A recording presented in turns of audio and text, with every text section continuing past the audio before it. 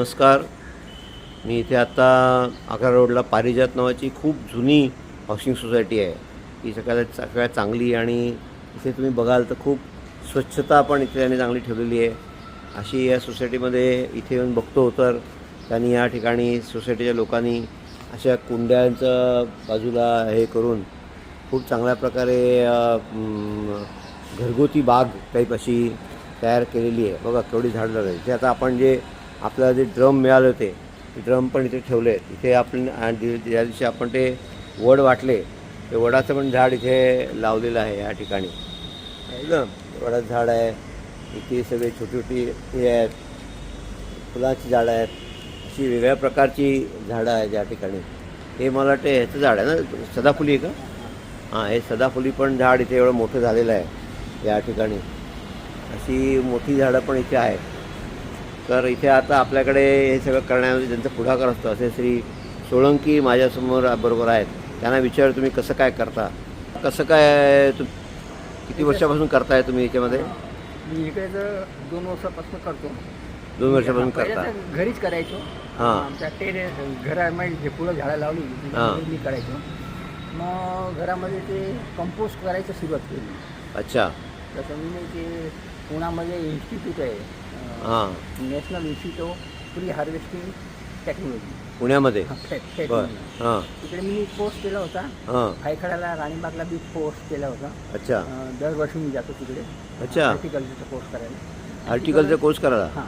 अच्छा. दरवर्षी 3 वर्षापासून मी जातो तिथे. म्हणजे नवीन लोक PhD झालेले. किती दिवसाचा कोर्स असतो?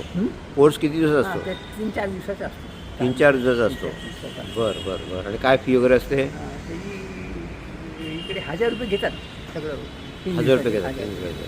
बरं बरं बरं बरं. आणि इकडे तर 3,500 रुपये होते पुण्यामध्ये. हां पण ते मी केलं होतं. आणि तिकडे सगळं हॉर्टिकल्चरचं, टेरेस गार्डनिंग कसं करायचं हां ते सगळं शिकवतात. खत कसं बनवायचं. हां झाडं लावायला लावून टाकतो, पण त्याला संवर्धन करायला पाहिजे. ते कोणी करत नाही.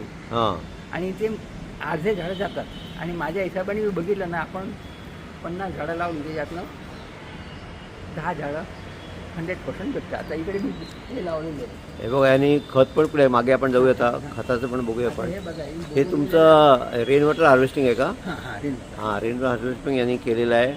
सोलार पण आहे का तुमच्याकडे वरती? सोलारचं नाही. सोलार नाही आहे. सोलार करायला पाहिजे खरं म्हणजे. तुमच्या सोसायटीमध्ये किती जणांचं हे ब्लॉक किती आहे? 21 जण आहे.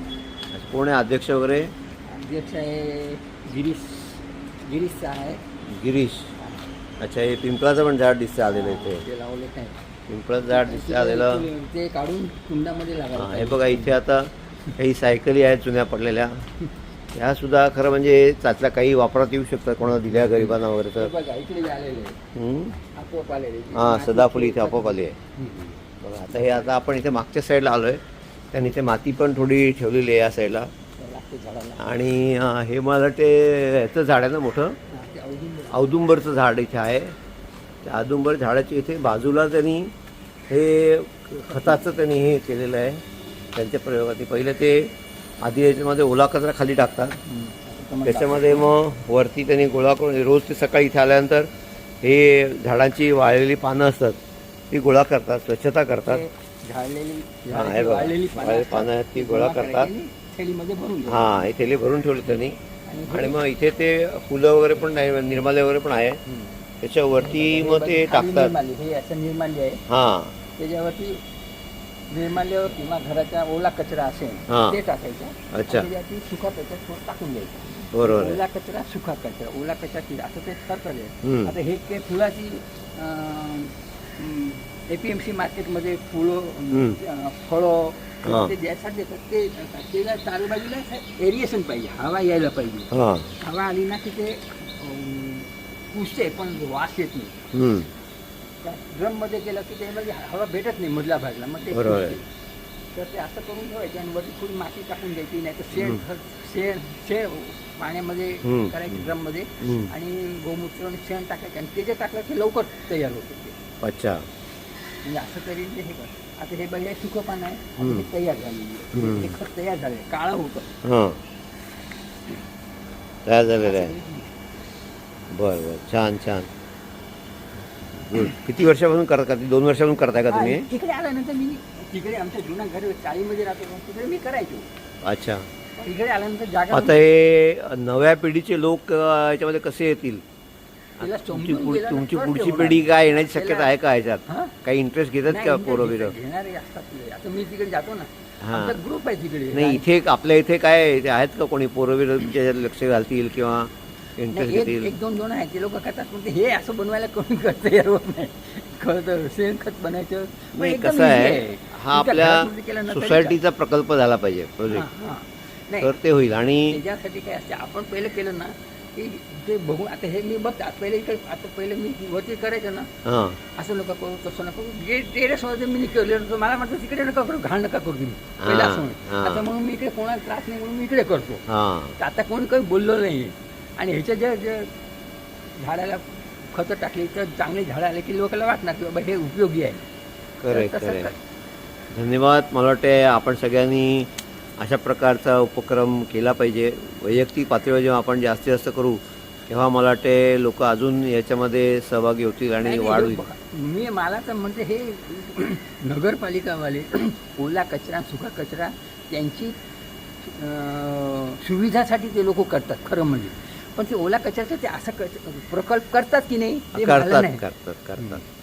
त्यांच्याकडे असा प्रकल्प आहे, ते तिथे ओला कचऱ्यापासून गॅस निर्मितीचा त्यांचा प्रकल्प आहे. हां, आणि हे जे प्लॅस्टिक आहे त्या प्लॅस्टिकपासून हां, ते ओला ऑइल करतात ते. हां. तर तुम्हाला यायची इच्छा असेल तर आपण जाऊ तिकडे हां. बघायला. त्या ठिकाणी आपल्याला बघायची सुविधा आहे, आपल्या आणि ओळखी ते लोक आहेत. खरं म्हणजे ते हे डीपमध्ये गेलं ना की ते सोसायटीमध्ये हे ओला कचऱ्याचं डिस्पोजल होऊ मी शकतो.